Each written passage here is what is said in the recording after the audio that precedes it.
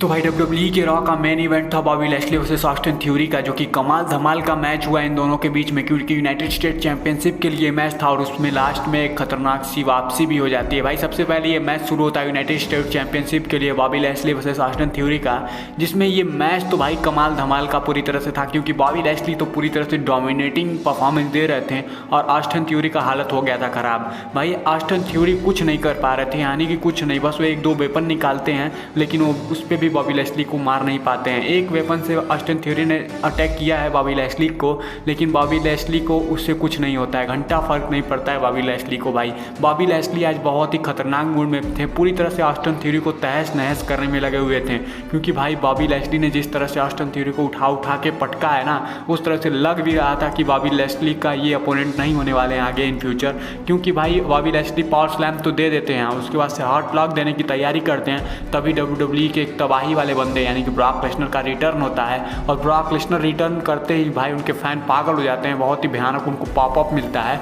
और जिस तरह से भाई द बीस्ट इनकार्नेट ने रिटर्न किया है, उस तरह से सीधे जाते ही भाई सबसे पहले बॉबी लैशली को तगड़ी की तरह से उठाते हैं F5 के मोड में और एक 5 दे देते हैं। उसके बाद से भाई देखते हैं ऑस्टिन थ्योरी सोया पड़ा है, इनको भी एक बहुत ही भाई यूनिक वे में F5 दिया, जिस तरह से ब्रॉक लेसनर ने F5 देते हैं उस तरह से नहीं दिया, ऐसा F5 दिए कि बॉबी लैशली के ऊपर ही जाए। ऑस्टिन थ्योरी सीधे लैंड करते हैं बॉबी लैशली के ऊपर और बॉबी लैशली 1 2 3 भाई रेफरी काउंट कर देते हैं, क्योंकि बॉबी लैशली उस पोज में थे जिस पोज में सारे लोग सोते हैं, जिस तरह से पूरे कंधे को नीचे करके, और उसी तरह से भाई बॉबी लैशली हार चुके हैं और वहाँ पे ब्रॉक लेसनर इंटरफेयर कर दिए, ऑस्टिन थ्योरी रिटर्न कर लिए। तो भाई वीडियो प्लीज लाइक कीजिए, चैनल को सब्सक्राइब